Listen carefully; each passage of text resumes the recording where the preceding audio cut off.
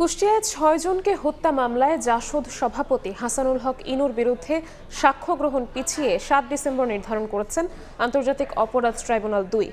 এর আগে সোমবার তার বিরুদ্ধে ২ জন সাক্ষ্য দেন। এ মামলায় ইনুর বিরুদ্ধে ৬ জন হত্যাসহ মোট ৮টি অভিযোগ আনা হয়।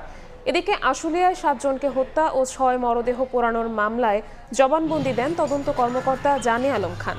মামলাটিতে মোট আসামি ১৬ জন। এর মধ্যে সাবেক এমপি সাইফুল ইসলাম সহ ৮ জন পলাতক, আর গ্রেফতার আছেন ৮ জন। অন্যদিকে ট্রাইব্যুনাল ১-এ রামপুরায় কার্নিশে ঝুলে থাকা আমির হোসেনকে গুলি এবং ২ জনকে হত্যার ঘটনায় সাক্ষ্য গ্রহণ হয়েছে। এই মামলার একমাত্র গ্রেফতার আসামি চঞ্চল চন্দ্র সরকারকে সকালে ট্রাইব্যুনালে হাজির করা হয়। বাকি ৪ আসামি পলাতক। গত ১৮ সেপ্টেম্বর সাবেক ডিএমপি কমিশনার হাবিবুর রহমান সহ ৫ জনের বিরুদ্ধে অভিযোগ গঠন করে বিচার শুরুর আদেশ দেন ট্রাইব্যুনাল ১।